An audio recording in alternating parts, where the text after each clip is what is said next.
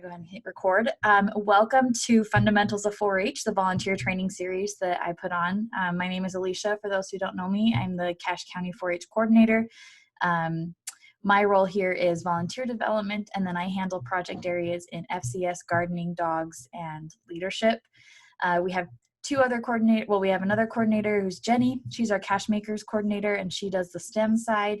And then we also have our 4-H agent, which is Scott, who handles all of our horse and livestock. And Scott is actually retiring at the end of June, so we're really bummed about that. And we have a really great new employee coming in to take over what he's been doing. So we have a really good team here in Cache County, and we wouldn't be able to do what we do. Oh, I also have to give a shout out to Courtney. She's our 4-H staff assistant, or our assistant coordinator. Honestly, she does so much for us. So she's the one that handles all of your 4-H online stuff and answers your questions about dates and that kind of thing. So we have a really great team here in Cache County, and I'm so excited to hopefully get to do stuff in this summer. As of right now, Utah State still is not allowing clubs to be meeting and 4-H events to happen. Hopefully we get more information about that soon. I'm hoping with the governor's change that they will lessen some of the restrictions, but like I said, we just don't know at this point. So I am going to go ahead and share my screen just because it's easier to teach that way. If you have any questions, feel free to ask. I'll try to monitor the chat, but sometimes I'm really bad at that. So give me just 1 second to share, and then we will get going. So 1 sec.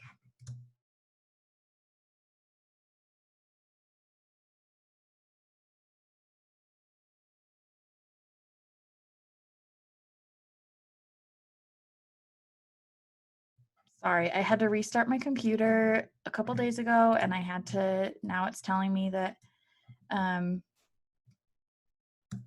have to give all the permissions again. So sorry, 1 second.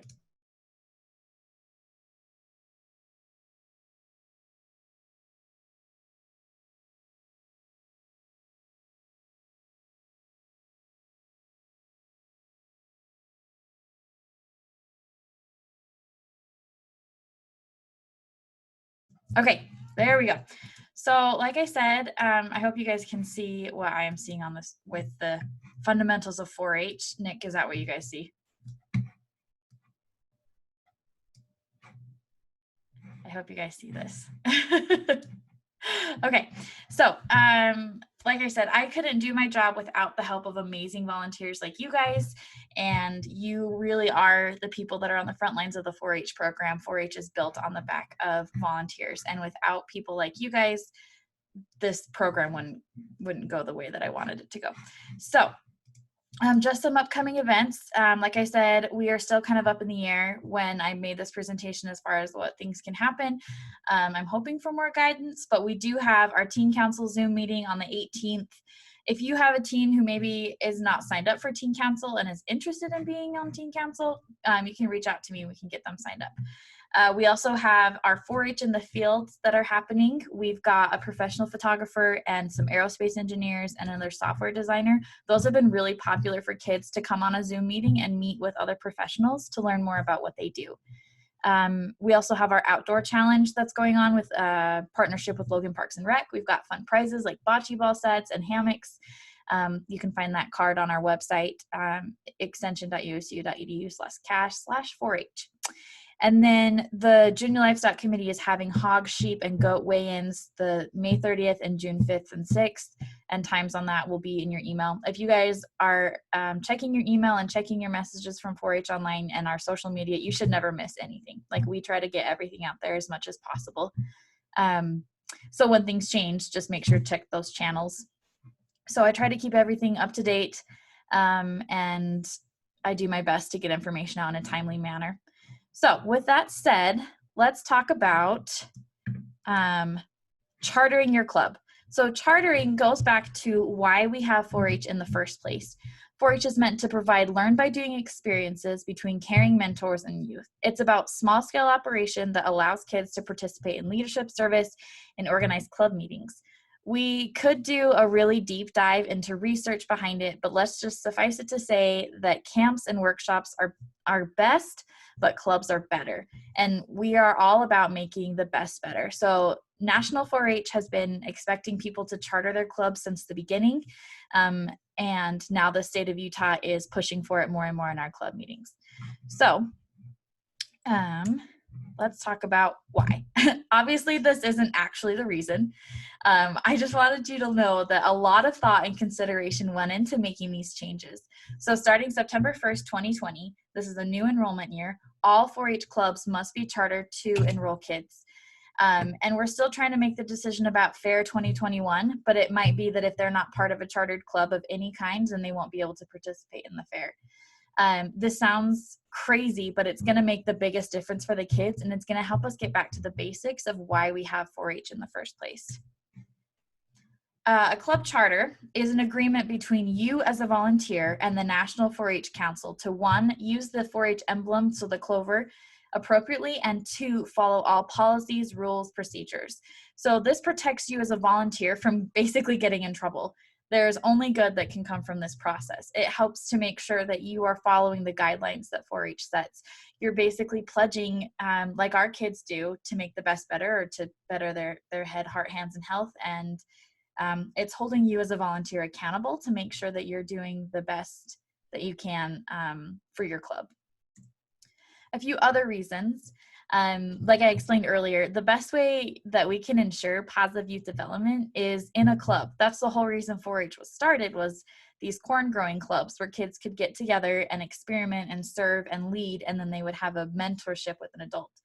I love running summer camps, and I love running like clinics and workshops, but I want to further our program, and the best way I can do it is by willing volunteers to have like meaningful club activities. So that's where the relationships and friendships and leadership opportunities are much greater than in something that I put out. So chartering also sets expectations for you as a leader, and it guides you in your club meetings. So a lot of leaders feel like they don't know how to run a club, but by following the charter guidelines, you get guidance, and you also win some awesome awards. So we want to have like county awards for your club where you can get like basically bragging rights, which I don't know, I'm a competitive person, so I like to win. So the other thing that's awesome is that when you charter, you follow the law, and we encourage our kids to be good citizens. So chartering enables kids to have a better one-on-one experience with an adult. It enables them to, it ensures that they'll have service projects, that they'll have leadership opportunities, and really it's getting back to the basis of what 4-H is. It's not an overwhelming thing. I'm going to show you the charter so you can see what it would look like. So this is what the charter looks like, and I'm going to go, let's see. Oops. I'm going to get out of this presentation and show you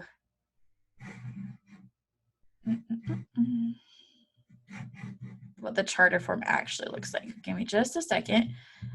You would think that I was like more on top of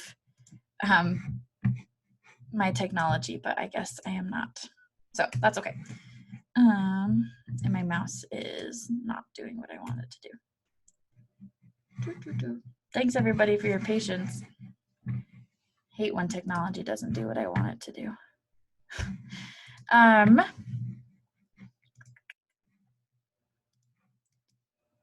It is not liking that. There we go. I'm usually a very put together person, so when things are not going my way, I don't like it.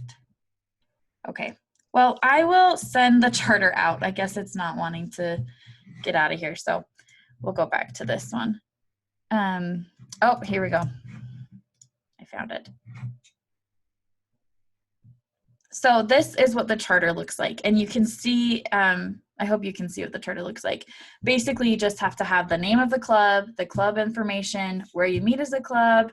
If you're trying to find places to meet, let's say you want to do like a cooking club or a craft club, like talk to me. Like I can reserve rooms for you all over the county. I've been working with city officials to find places for 4-H clubs to meet that aren't in your home. You also need to make sure all your volunteers are screened and approved. your club must have at least 5 youth members from at least 3 different households.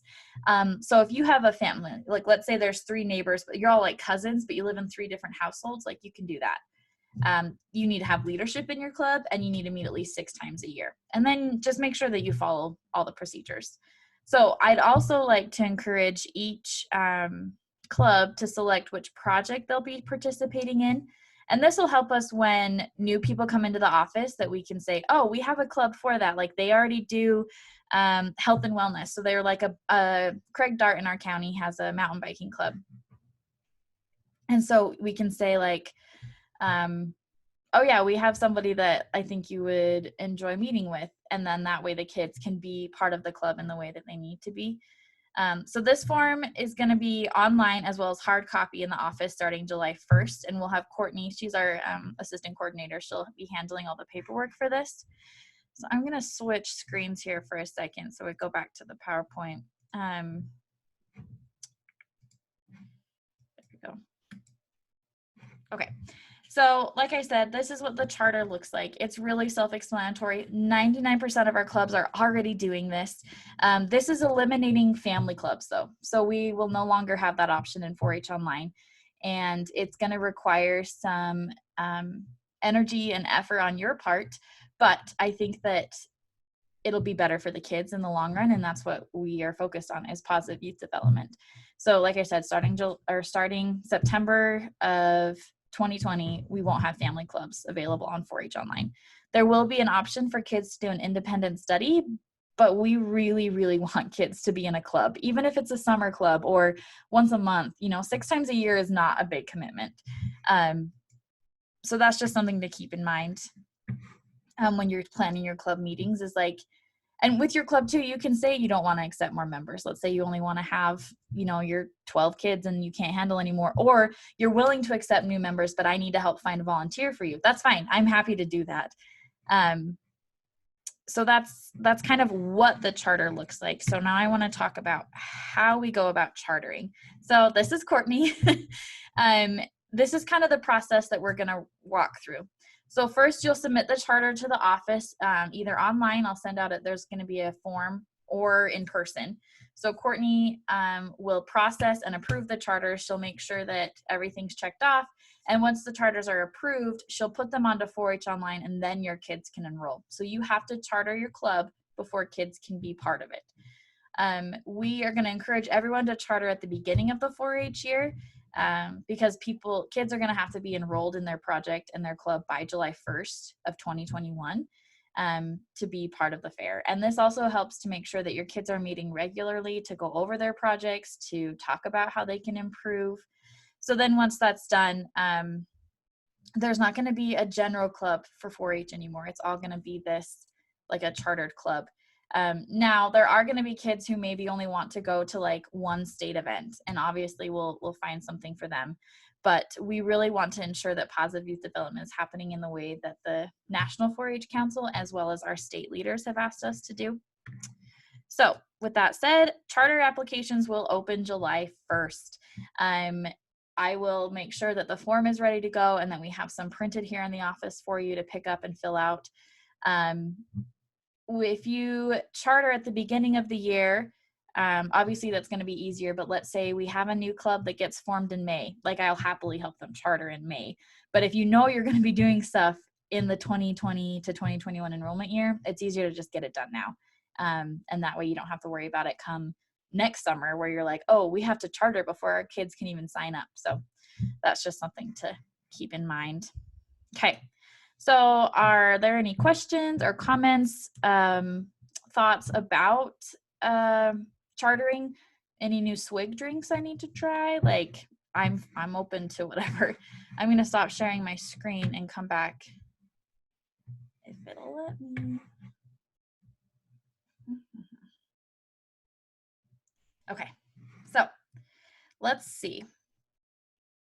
Oh man, only a black screen. Well, I'm embarrassed now. I'm sorry, I just got your chat, Kelly. Did you see the PowerPoint? I don't know which stuff you guys missed. Oh, I'm so embarrassed. Okay, we're good. Oh, Kelly, I'm so sorry. Okay. I'll send out an email to everybody so they understand the charter. So you have to have 5 kids total in your club. And then they have to be from 3 different households to be considered a chartered club. Does that make sense? That was one of the questions that we got. I'm thinking it's Sarah, but you appear as Charles. Okay, cool. So it's really, most of our club leaders in Cache County are already doing this.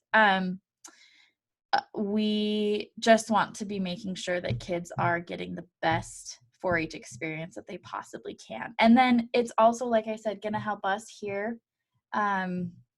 Oh, you're welcome. Thanks for coming, Nick. Nick is our junior master gardener and DIG club volunteer. He's awesome. Anyway, so it's just going to help us here in the office too, because we get so many questions like, oh, what can I want my kids to be in 4-H like I was as a kid. What are the opportunities? And I would much rather have like a really consistent club throughout the summer for kids to go to than like a 2-day camp with me. Because I mean, I love the 4-H kids and I want to be there for them, but I would rather have them have a relationship with more, like the more relationships they have with adults and learn from different kind of people, the better. Do you guys have any other questions or concerns or comments? I don't know.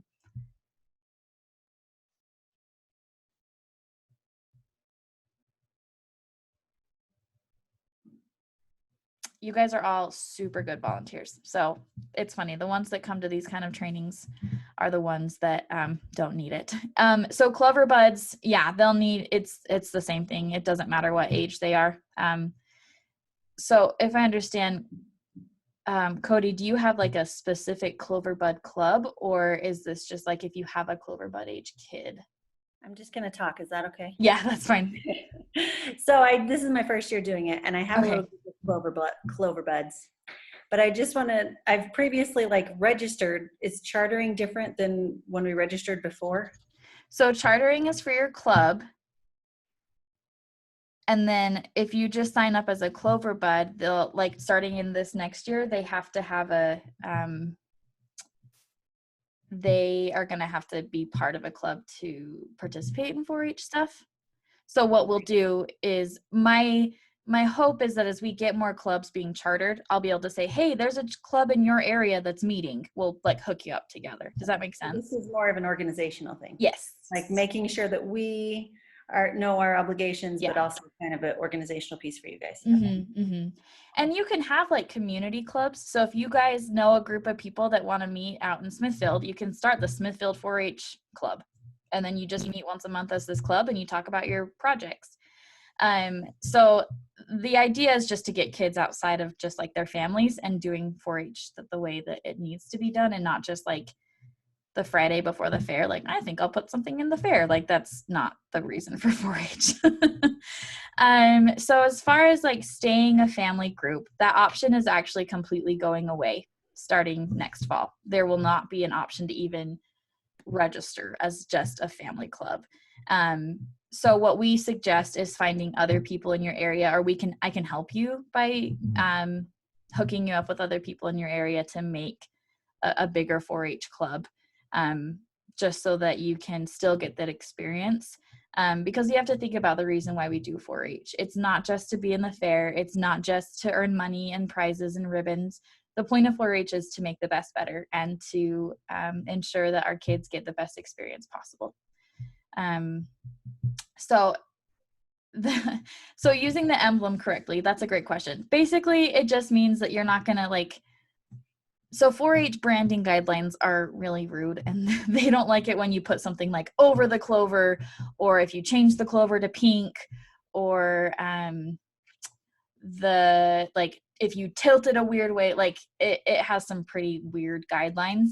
It just basically makes it so that you're not going to alter their emblem or the 4-H logo. Like, I should get you guys all these pins. It's funny. It says, "Don't yell at me, I'm a volunteer."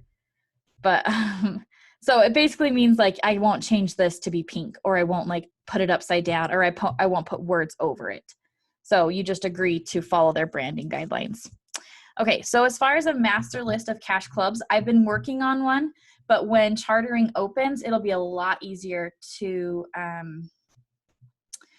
it'll be a lot easier for us to know which clubs are like actually meeting. So when charters start rolling in, we'll ask questions about like what kind of projects do your club do? When do you kind of typically meet? What ages are they? And then that way we can have a master list for when people come in our office. So you can pick lots of projects. Like there's a club in Cache called the American Girls Club. And they do everything from sewing to cooking to service and leadership. So a club doesn't have to focus on one project. So let's say you're with the, like, there's another club, the Cornish Crew. Okay, so they're like a big livestock club out in Cornish, and they mostly do livestock, but maybe they also choose to do service as part of their project, or they include a healthy living aspect to their club. So you don't have to be in just one club. Kids can be enrolled in multiple clubs. It just depends on how much, I guess, time you want to put. Or if you want to make like a community club, that would be my recommendation, is getting other people in your area together and having a community club. You know, like when I was in 4-H, we had the Young Ward 4-H club, and my mom taught me and my friends cooking. We had Dick Whittier, who would come out and do, Dick would, but also Craig Pinder. He did a lot of like the hog education for us. And we just had a community club, and we'd meet in the summer, like out in my barn, and then we would work on our projects. And so community clubs are going to be, I think, critical as we do this chartering process, because you can get a lot more people together. And then it's easier for me when people come in and I say, oh, where do you live? And they say, oh, I live in Hiram. Cool. Here's the Hiram 4-H club, like project leaders, like get with them and they'll help you figure out stuff.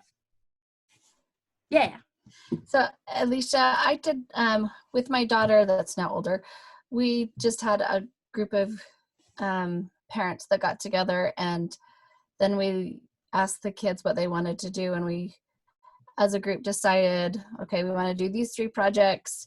And then each month or every 4 or 5 weeks, we would just rotate a different project, or every other week we would have a different project, so that by the end of the summer, they had completed 3 projects. And we'd usually start in May, and then each parent would help out. So like one year the girls wanted to do art and sewing and cooking, so we did all 3 of those. And then one year my son and his friends, they all wanted to do engineering and biking. So you just make it work for what you want to do. I think the big thing is just 6 weeks of something, and then also learning leadership. So we would always have leadership opportunities. In fact, when they were younger, I would do cards with each of the different leadership names with stuff on the back of what you were supposed to do. And then they could, as they came in, they got to pick a new card, or they would put sticks in a jar with their names, and we'd pull it out who the leader was, just so everybody had the opportunity to get the leadership experience. Oh, I love that. That's perfect. Yeah, it's really simple. It's just a matter of putting a little more effort into actually meeting and then following through. And I love your leadership idea. Like, that's the perfect way for young kids to learn leadership skills, is just take turns. And so I'm working on a group with the state 4-H office with a leadership handbook. So you'll have instructions on like, what does the president of the club do? What's the secretary of, like, the youth leadership stuff? And yeah, kids can be in multiple clubs. So if they like love the livestock in the summer and they do their livestock club, but then in the winter they want to do something with the Cache Makers 4-H club, they can do something down there with like the 3D printing project or a woodworking project. There's not a limit to how many clubs they can be a part of. They just need to be a part of something that's meeting regularly so that they can experience. Alicia, do you just pay a one-time fee like you have in the past? Yeah, so the enrollment fee is still $10. It's free as a volunteer. The kids are $10, and the club chart, like, it doesn't, the only other costs besides your enrollment fee would be like supplies, like if they're doing an activity. And then that's where it ends. Like, we really try to keep 4-H stuff inexpensive because I don't want it to become a financial burden for families. So, Okay, are there any other questions or thoughts? I can just I miss kids. Some of the 4-H kids have been coming to pick up like their string. We've made these string art kits so we'll have more of these later they can purchase and pick up here at the office. And every time kids are there, I just get so happy. Like I just meet seeing kids. So I miss seeing them. They're just so great. Okay, well, if there's nothing else, I'm going to end our meeting because I promised to keep it 30 minutes because I don't want to sit here for longer than that. But if you have any questions, please feel free to reach out to me. Like I'm happy to help. I'm happy to answer questions or be a sounding board of how can I get a club started. I can help with recruitment, whatever. So thanks everybody. Have a great day.